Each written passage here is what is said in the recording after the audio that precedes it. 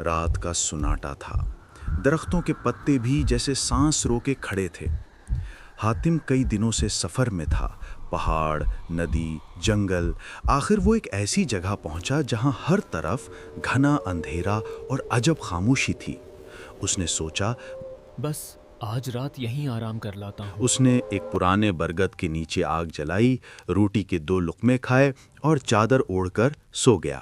مگر رات کے آخری پہر جب ہوا میں سردی کی جھرجھری پھیلنے لگی، کسی نے آہستہ سے اس کے کان کے قریب کہا، اٹھ، سورج نگلنے والا ہے، بستی جاگ جائے گی۔ حاتم چونک کر اٹھ بیٹھا، ادھر ادھر دیکھا، کچھ نہیں، جنگل ویسا ہی ویران۔ مگر جب سورج کی پہلی کرن درختوں کے پیچھے سے ابھری تو منظر بدل گیا۔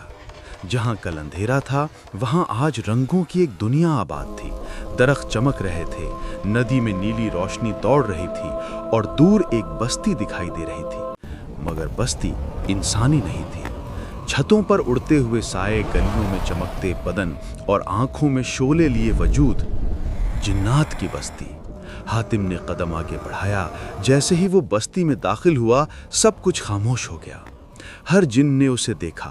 ایک لمحے بعد فضا میں ایک زوردار آواز گونجی، انسان،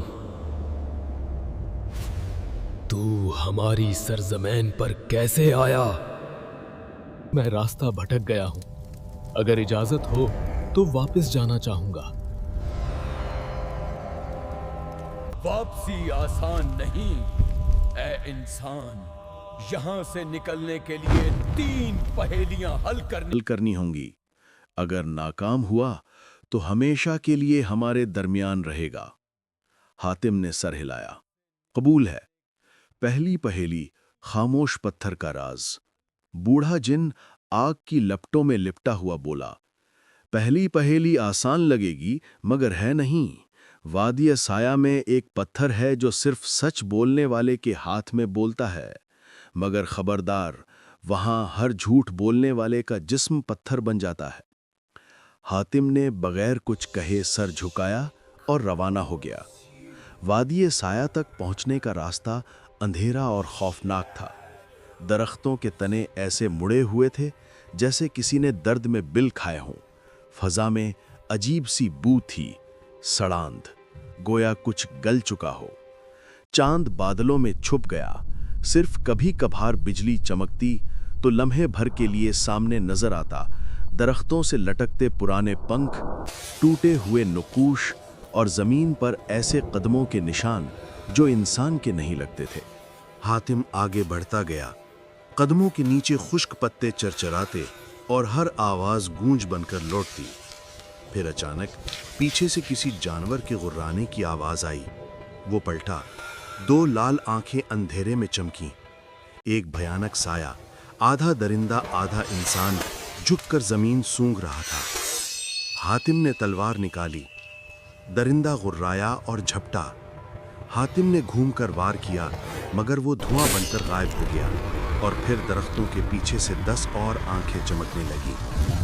اب وہ تنہا نہیں تھا، پورا جنگل جیسے زندہ ہو گیا ہو، کہیں سرگوشیاں، کہیں ہنسی، کہیں درختوں کی جڑوں سے نکلتی کراہیں۔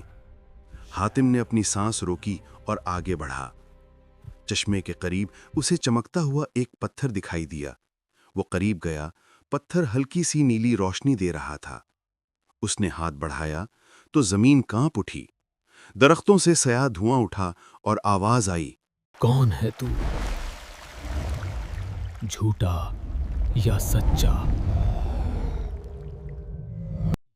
حاتم کا دل زور سے دھڑکا، مگر اس نے آنکھیں بند کر کے کہا، میں ڈرا ہوا ضرور ہوں مگر جھوٹا نہیں۔ ایک لمحے کے لیے سب کچھ خاموش ہو گیا۔ پھر وہ پتھر آہستہ سے بولا، تو نے سچ کہا، باقی سب ڈر کے مارے جھوٹ بول گئے تھے۔ اچانک سیاہ دھواں غائب ہوا، جانوروں کی آوازیں تھم گئیں اور پتھر کی روشنی بڑھتی گئی۔ حاتم نے اسے اٹھایا تو محسوس ہوا جیسے زمین میں سکون اتر گیا ہو۔ دور سے جنات کی بستی کی طرف سے ایک چیخ گونجی، پہلی پہیلی حل ہو گئی ہے مگر اب وادی جاگ گئی ہے۔ हातिम के कदमों के नीचे जमीन हिलने लगी और उसके पीछे जंगल के दरख्त एक एक करके जिंदा होने लगे।